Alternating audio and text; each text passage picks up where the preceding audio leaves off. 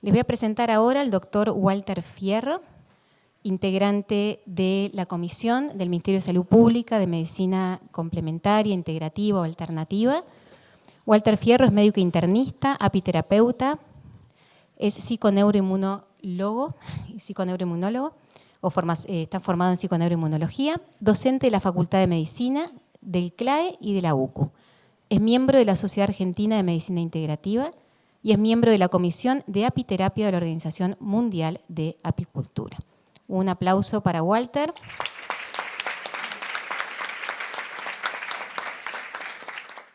Bueno, buenos días. Agradezco, por supuesto, que a la Asociación de Medicina Ayurvédica y a Pilar en particular por la oportunidad que nos brindan de estar acá compartiendo con ustedes. Para los que no me conocen, como ya en la presentación, yo soy médico, apicultor. Eso me llevó a integrar la medicina y la apicultura en esto que llamamos apiterapia, que también es una actividad que se puede decir que se remonta a los tiempos, miles de años. Pero vamos a hablar de la situación de las medicinas integrativas en nuestro país. Ya desde el 2006, en el Ministerio de Salud Pública se creó una comisión de estudio y asesoramiento de medicinas tradicionales, complementarias y de alternativas, que Kelsey es coordinadora, y nos han invitado para que integremos. Pilar es una de las integrantes y compañeros de otras disciplinas, allí estamos integrados. El Ministerio, uno de sus objetivos sus roles surgen de las estrategias de la Organización Mundial de Salud sobre el tema de las medicinas tradicionales, que han comenzado ya un par de décadas atrás.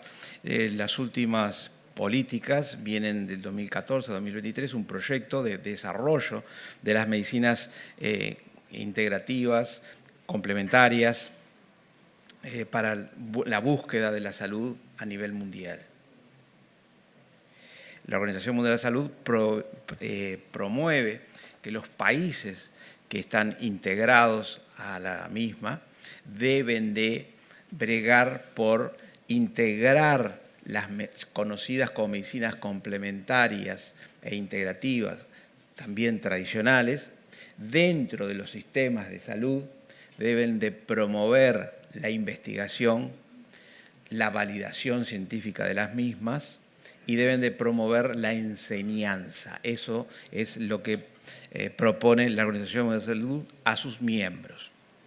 Así es que el año pasado se hizo la primera cumbre mundial sobre medicina tradicional, en la cual Uruguay, junto con una gran cantidad de países, participó. Tengo entendido que acá de Uruguay, Kelsey y tal vez Pilar también. Kelsey. Y ahí se sacaron una serie de resoluciones que tienen que ver con esto que le estamos diciendo. La Organización Mundial de Salud entiende de que el conocimiento generado tras cientos y miles de años, como en el caso de la medicina ayurvédica o la medicina tradicional china u otras, deben de ser aceptadas, evaluadas, validadas científicamente e incorporadas en los sistemas de salud. Toda esta información está en las páginas web del Ministerio y también en la Organización Mundial de Salud. Existe una base de datos que es la Biblioteca Virtual de Salud, que depende de la red de medicinas, de medicinas tradicionales, complementarias integrativas, esto también de la OMS, que ahí pueden encontrar información ampliatoria al respecto. En la Conferencia Internacional sobre Medicina Tradicional para los países de Asia Sudoriental, celebrada en febrero del 2013, la directora general de la Organización Mundial de Salud, la doctora Margaret Chan, declaró que las medicinas tradicionales de calidad, seguridad y eficacia comprobada contribuyen a asegurar el acceso a todas las personas a la atención de salud. La OMS define la medicina tradicional como prácticas, enfoques, conocimientos y creencias sanitarias diversas que incorporan medicinas basadas en plantas, animales y o minerales, terapias espirituales, técnicas manuales y ejercicios aplicados de forma individual o en combinación para mantener el bienestar, además de tratar, diagnosticar y prevenir las enfermedades. Esta forma de atención está próxima a los hogares, dice la Organización Mundial de la Salud. Es accesible y asequible. Culturalmente es aceptada y en ella confían muchísimas personas. La asequibilidad de la mayor parte de las medicinas tradicionales las hace más atractivas en el contexto del vertiginoso encarecimiento de la atención de salud y de la austeridad casi universal. Y este tema, para hacer definiciones, y puede resultar un poquito duro, plantearlo así con estos textos, tiene que ver con lo que está viviendo la salud pública a nivel mundial, en Uruguay, en la Argentina, en Estados Unidos y en Europa. La salud pública se ha ido encareciendo, se ha ido aumentando el desarrollo de conocimientos y de tecnologías de tratamiento, pero también tecnologías de diagnóstico que encarecen y hacen cada vez más difícil, pero la medicina se ha ido deshumanizando, tema que voy a hablar en unos minutos. La medicina tradicional se destaca también como un medio para afrontar el incesante aumento de las enfermedades no transmisibles crónicas. Hay enfermedades crónicas que la medicina convencional no tiene solución. Por ejemplo, hepatopatías, entre otras.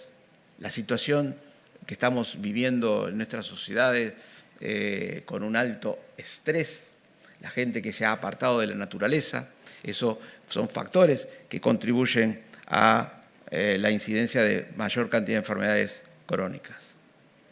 Independientemente de los motivos por los que se recurre a las medicinas tradicionales complementarias, es indudable que en ellas el interés por ellas ha aumentado y seguramente seguirá aumentando en todo el mundo.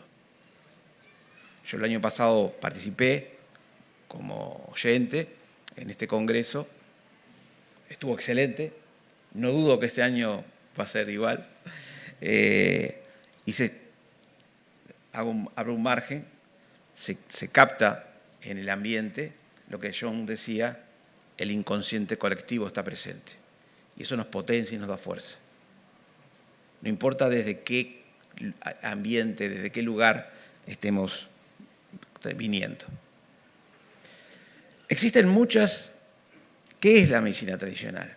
Hacer una definición práctica. Porque a veces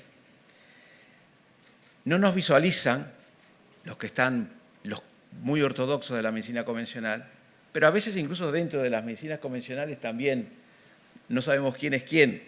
Entonces me tomé el trabajo de hacer un desglose utilizando los materiales de la Organización Mundial de la Salud.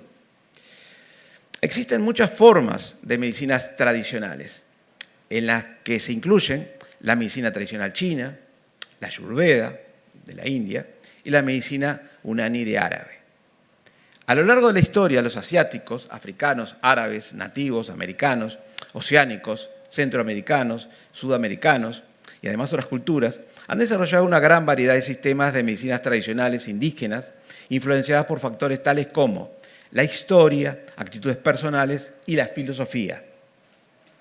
No es necesario decir que su teoría y aplicación difieren de manera importante de la teoría y la aplicación de la medicina alopática.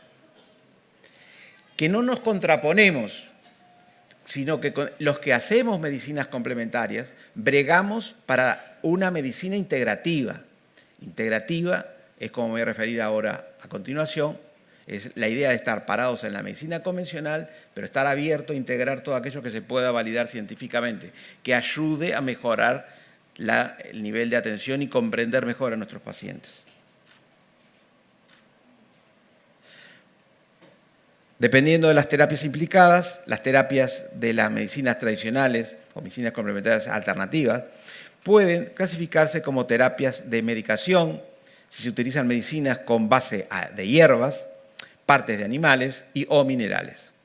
O terapias sin medicación, si se realiza principalmente sin el uso de medicación, como es el caso de la acupuntura, las terapias manuales, las terapias termales, el yoga y otras terapias físicas, mentales, espirituales y terapias de mente y cuerpo.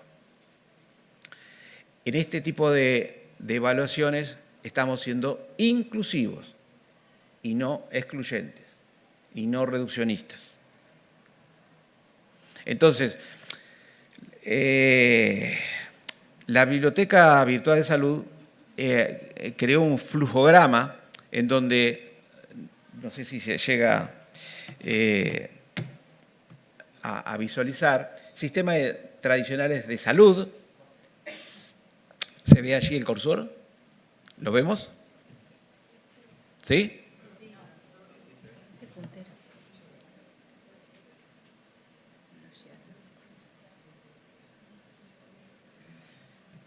Pero debería verse el cursor en la pantalla. El cursor se ve. Bueno,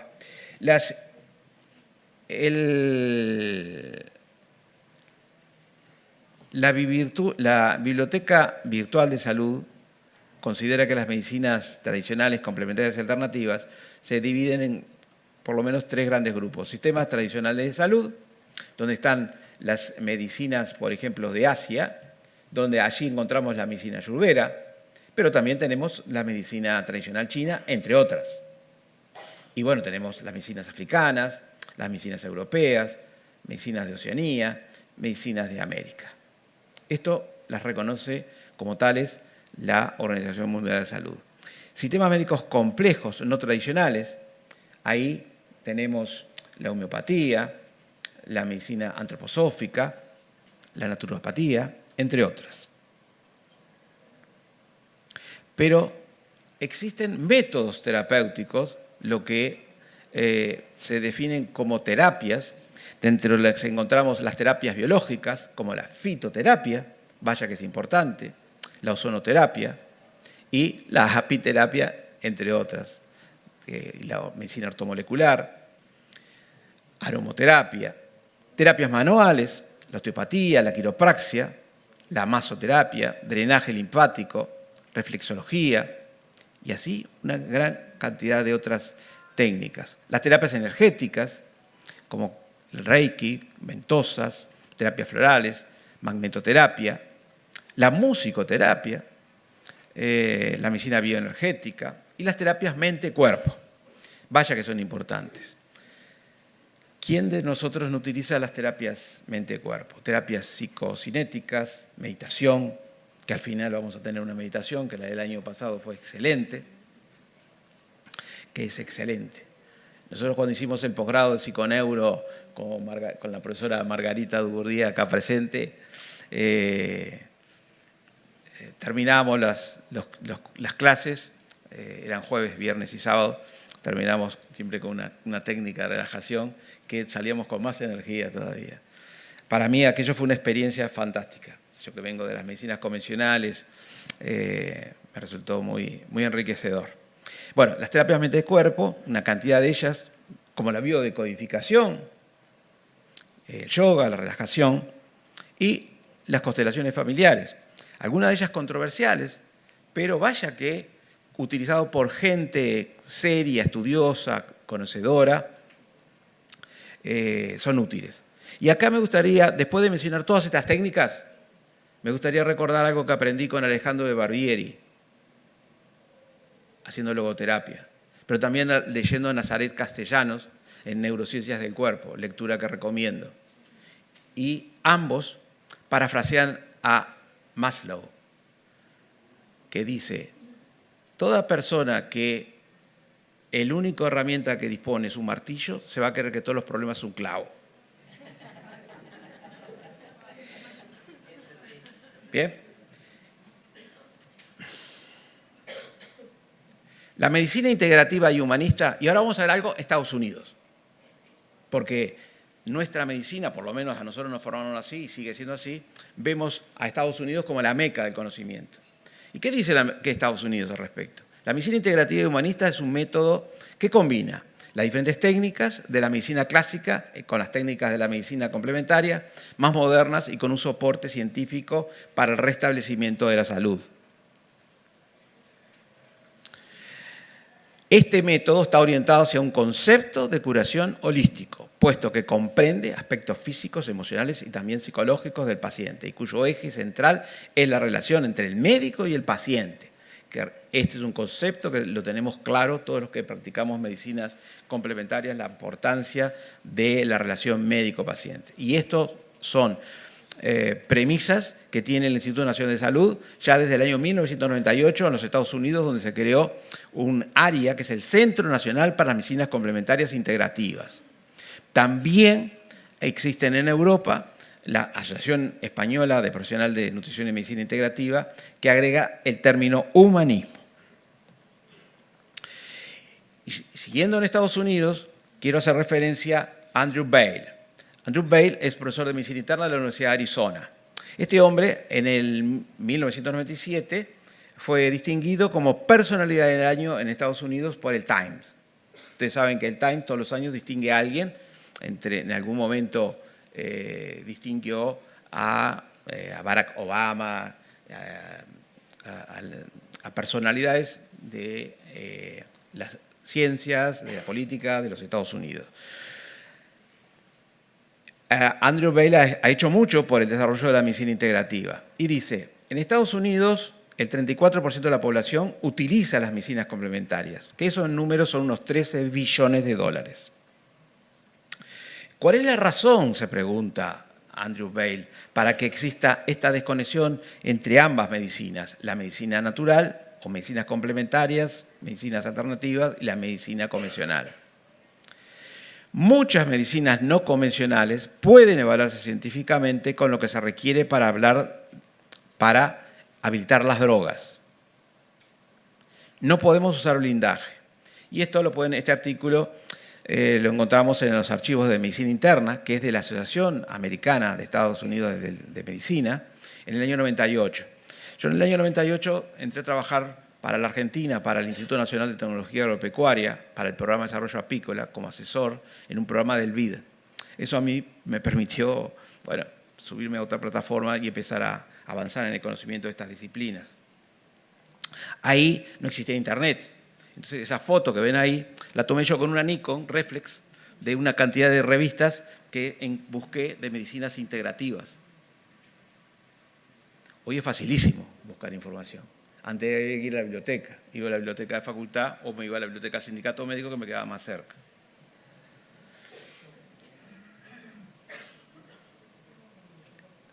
Y Andrew Bail, que ha escrito varios libros, uno de ellos, que recomiendo, es La curación espontánea. La curación, dice, el modelo biomédico descarta o suprime totalmente la importancia de la mente y busca en su lugar causas puramente físicas de los cambios de salud y enfermedad. Mi experiencia, dice Bail, y observaciones sobre curaciones sugieren que el dominio mental suele ser el verdadero lugar de la causa. A pesar del creciente interés general por las interacciones entre la mente y el cuerpo, el interés profesional continúa muy bajo. Esto lo decía allá en el 2000 y sigue vigente. Nazaret Castellano, en el libro que publicó el año pasado de Neurociencias del Cuerpo, sigue denunciando el mismo problema. Pero estamos cambiando. Entonces, como esto es muy dinámico, saltamos del año 95 de la curación espontánea y el año pasado la doctora Sheila Patel de Estados Unidos, acá mismo, por eso puse, ahí verán el afiche del congreso del año pasado, yo sentado desde ahí tomé varias fotos y una diapo dijo, cada uno de nosotros nace con el don de la curación. Podemos ayudarnos a nosotros mismos a sanar y podemos ayudarnos unos a otros a sanar. Solo necesitamos ser conscientes de este don y aprender a utilizarlos. Yo estoy convencido que eso es así. es el médico empático que escucha. Entonces, hablemos algo de humanismo médico. ¿Cómo estoy de tiempo? ¿Bien? Humanismo médico. Entonces tomé este libro de Humberto Correa. Humberto Correa fue profesor de CTI, fue uno de los fundadores, junto a 3 grandes de la medicina de nuestro país, Artucho y el profesor Ricardo Caritat, mi maestro, mi orientador científico, uno de mis maestros. Humberto Correa ha trabajado mucho en el tema de humanismo médico, fue decano de la Facultad de Medicina de CRAE Punta del Este. Y este año nos invitaron, Margarita nos invitó dentro de su módulo de psiconeuro a dar clases en dicha universidad. Entonces me pareció que correspondía munirme de toda la información que hay allí y analizamos en detalle lo que dice Humberto Correa en su libro Humanismo Médico. Y en el capítulo 4 dice, implica la concepción holística del ser humano, favorable a su consideración y desarrollo en todas sus dimensiones potenciales, acompañadas de una actitud compasiva, empática y de ayuda respetuosa a la persona sufriente y de la tendencia del desarrollo del propio médico. En realidad, también Correa hace referencia a que hubo personajes muy importantes en la historia de la medicina como Sigmund Freud, luego Adolf Meyer, este último psiquiatra de la Universidad de Johns Hopkins, y luego George Engel, internista y psiquiatra de la Universidad de Rochester, que estos llevaron adelante lo que se conoce hoy como modelo biopsicosocial. Todo esto, hubo un mojón muy importante en la historia de la medicina que fue publicado en 1977 en Science. Es la Biblia de la ciencia. El concepto de medicina biopsicosocial. La psiconeuro, de lo que nos va a hablar Margarita y otros colegas, van a profundizar al respecto. Pero nosotros con la concepción de la medicina, en casi todo lo transversal de las medicinas complementarias, es que vemos a la medicina, al paciente como un ser biopsicosocial y espiritual. Y siguiendo en el capítulo 4 de Correa, dice, la práctica de una medicina humanista está lejos de ser generalizada, pero vamos cambiando, agrego yo. Es necesario remarcar enfáticamente que para ser un médico que ayude eficientemente a quien padece una enfermedad, no existen opciones entre volverse buen técnico o buen humanista. Y en esto tengo que ser enfático. Lo comparto totalmente, por eso lo puse. No se puede optar entre ser un clínico excelente, con sólida base científica, o volverse una persona de espíritu compasivo y empático, abierto a la multidimensionalidad humana. La disyuntiva no existe. O sea, no quiere decir que porque seas un buen médico te vas a dedicar solamente a la medicina complementaria y te olvidas de la ciencia. No. Los que estamos sentados acá nos paramos en la medicina convencional, tratamos de ser mejores científicos, pero estamos abiertos a trabajar con una medicina humanista. Escuchar a los pacientes. Entonces acá tomé un material del doctor Elso Chapacase, profesor emérito, decano de la Facultad de Medicina de la Universidad de Concepción, y tomé esta foto, esta paciente que ven acá, esta foto la tomé esta semana. Yo estoy pensando en este congreso desde hace semanas, pero agrego a último momento cosas. Esta señora tiene 102 años. Cultiva plantas, hierbas aromáticas. Es muy espiritual ella. Y no les quise, me contó, me filmó, después lo voy a compartir con algunos amigos, una receta de comida porque cocina. Se lava la ropa. Es impresionante. Y ella viene cada tanto, pero se atiende conmigo desde el año 96.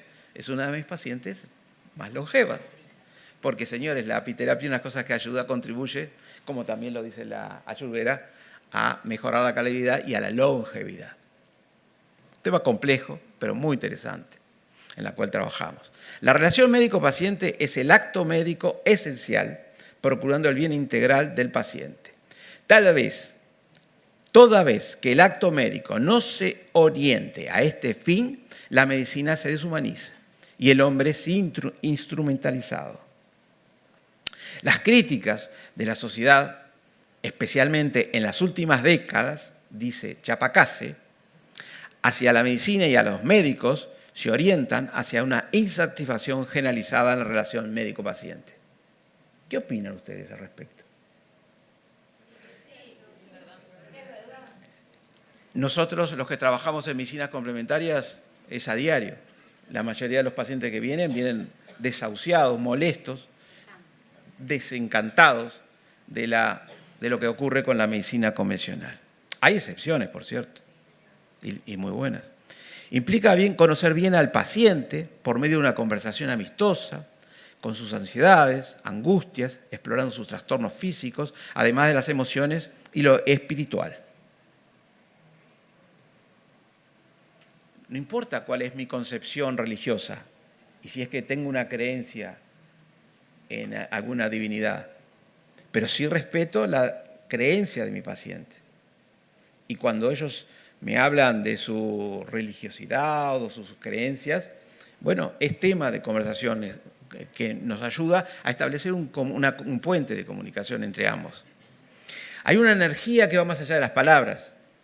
Todos hablamos idioma español, pero no alcanza con lo que hablamos, sino cómo lo decimos y cómo lo sentimos. La energía que viene del corazón. Hoy las neurociencias nos están mostrando que esto no es una filosofía que hablaban los antiguos. No, hoy hay evidencia científica de que neuronas en nuestro corazón se conectan con neuronas de la mente, como nuestras 100 millones de neuronas que tenemos en el intestino, y entonces hacen que haya una relación entre el cerebro y el intestino.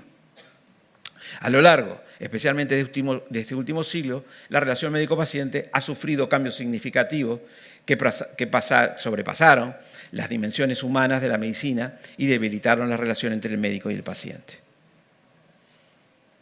El gran clínico francés Trousseau decía que la medicina debe algunas veces curar, a menudo aliviar, pero siempre consolar. En el 2025, el año que viene, la Universidad Católica va a comenzar una maestría de humanización en la salud. Bienvenido. Atributos del médico humanista. Hay un estudio que fue hecho en 5 centros hospitalarios en Pensilvania, y esto fue publicado en el 2014, que dice hay 5 características en el médico que hace medicina humanitaria. Primero, humildad. Considerar un honor la confianza depositada en ellos por cada paciente. Estaban agradecidos por ello y consideraban que aprendían con cada paciente. Esta paciente me la trajeron hace unos 10 años en ambulancia al consultorio. No se podía trasladar. Había terminado con una insuficiencia renal, con una creatinemia de 2. Era una fibromialgia. Nadie se le había diagnosticado. Murió el año pasado a los 92 años. Diclofenac, 150 ampollos, fueron el acabose de sus riñones. La nefróloga fue que la derivó a nuestro consultorio, porque estos pacientes no pueden recibir antiinflamatorios antirreumáticos. Y bueno, logramos cambiarle su calidad de vida. Pero yo aprendí muchísimo de esta paciente, que es una gran conocedora de música clásica, y me deleitaba y me traía CDs de música y link de música que ella escuchaba muchísimo. Hay que tener interés y curiosidad. Siempre estaban interesados en el relato del propio paciente al que ponían especial atención. Sentían que tenían una disposición interior a hacer lo correcto. Pensaban a menudo en el confort del paciente. Sentían que su identidad como médico iba más allá de tratar enfermedades. ¿O no? Cuando el paciente te viene a consultar porque tiene un dolor de espalda, si te quedás solamente en eso, la semana pasada vino a atenderse conmigo una paciente también con fibromialgia de 57 años, con una intensa dorsalgia. Se atiende conmigo hace meses. Y hacía como un par de meses que no venía. Una intensa dorsalgia, pero previamente había ido a la mutualista. Entonces, muy molesta con la mutualista porque no le habían hecho placas, no le habían hecho tomografías y la habían inyectado en la emergencia y siguió con los dolores y pastillas. Entonces, vino a vernos. La miro a los ojos, le digo, ¿y qué le pasó a ustedes los días previos? Me miró fijo, se le llenaron los ojos de lágrimas. Es una persona que además tiene mucha lexitimia, falta de comunicación de emociones, una situación muy compleja de toda su vida, de su historia familiar, la falta de apego materno, situación de violencia en un padre alcohólico. Entonces, una nieta se había intentado autoeliminar de 12 años. Poca cosa, brutal. Pero el tema es que cuando ella llamó a la nieta le dijo que no quería recibirla. Entonces habló con el hijo, habló con la nuera.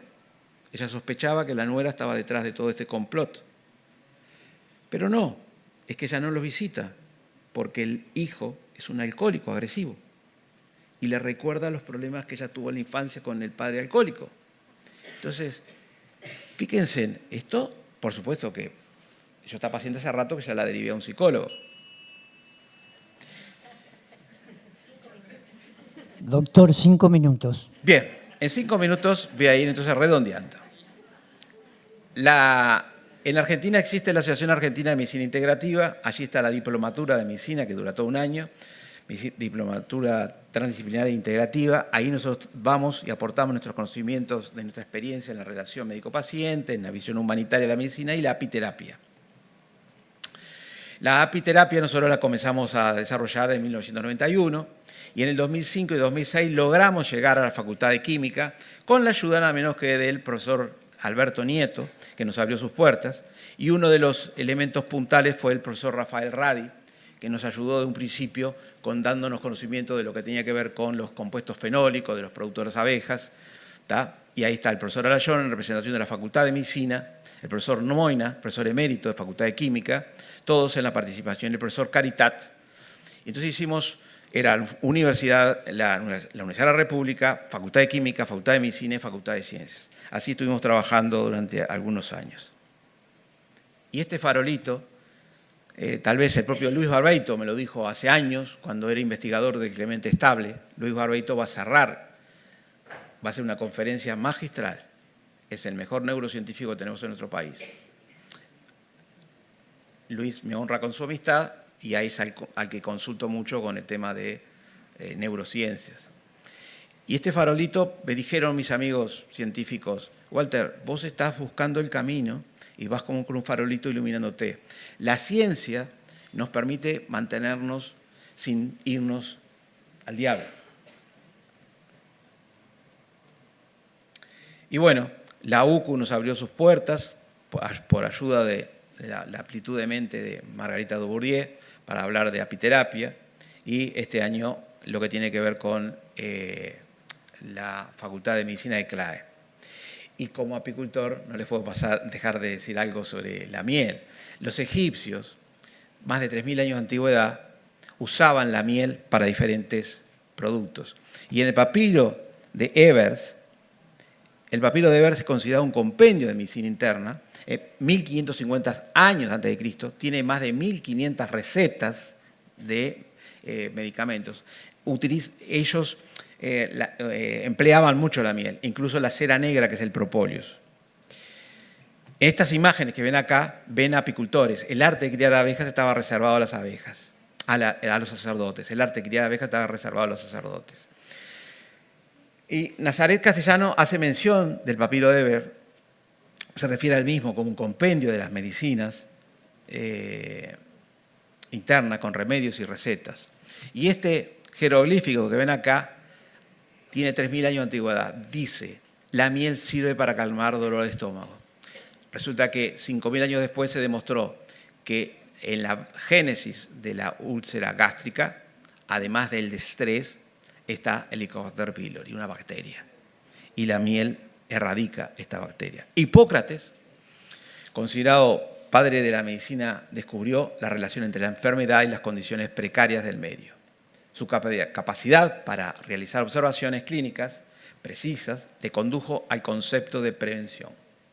Fue un longevo, Murió con más de 90 años. Hay quienes dicen que vivió más de 100. Era un gran consumidor de miel y atribuía a la misma su longevidad y buena salud. Para los que hacemos apiterapia sabemos que el consumo de los productos de las abejas está vinculado a una mejor salud y a una mayor longevidad, aunque es un tema complejo, que depende de la genética y depende del medio ambiente. Y ya terminando, quiero hacer referencia a otro amigo, que fuimos compañeros de generación, el profesor Álvaro Díaz Berenguer, que escribe muy bien, y uno de sus libros, La medicina del sufrimiento. Y dice: origen multifactorial del dolor. El médico que enfrenta la patología humana desde una perspectiva monocausal, lineal, a partir de una rígida dicotomía entre lo psíquico y lo orgánico, limita seriamente sus capacidades diagnósticas y terapéuticas. ¿Por qué hablo del dolor? Porque más del 90% de los pacientes que vienen a una consulta de apiterapia vienen por dolor crónico, un problema de la salud pública a nivel mundial. En pocas situaciones clínicas esto es más manifiesto que en el estudio de la complejidad del dolor, ya que en su origen y evolución participan tanto factores biológicos, psicológicos como culturales. La medicina convencional peca al ser reduccionista y considera el dolor de origen biológico, mecánico, cuando en realidad muchas veces es mecánico, por cierto. Como dice un profesor de medicina tradicional en China, ¿tiempo? Bueno, entonces, finalizando, Nazaré Castellano, en este libro de Neurociencia del Cuerpo, dice: además de poner nuevo rumbo de la neurociencia, he querido rendir tributo tangencialmente a otras medicinas que acogean la idea de una mente distribuida en el cuerpo. Siempre he considerado que las carreras universitarias de medicina deberían incluir al menos una asignatura sobre otras medicinas. No es simple conocimiento histórico, es respeto y también reconocer las limitaciones de cada visión. El corazón tiene razones que la razón desconoce. Blaise Pascal. Y la última, porque como psiconeuro tengo que poner esta, la epigenética y la NIE.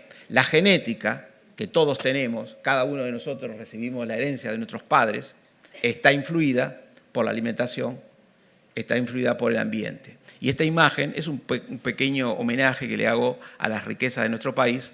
Es el Valle del Lunarejo, que estuvimos visitando hace un mes, y realmente ahí yo me siento en contacto con la naturaleza y me siento fantástico, como me sentí el año pasado en el desierto de Atacama, en un tour astrofotográfico viendo la Vía Láctea, y ahí aquello que decía el gran científico y comunicador de Estados Unidos de la astronomía, somos polvo de las estrellas. Bien, con esto de terminar.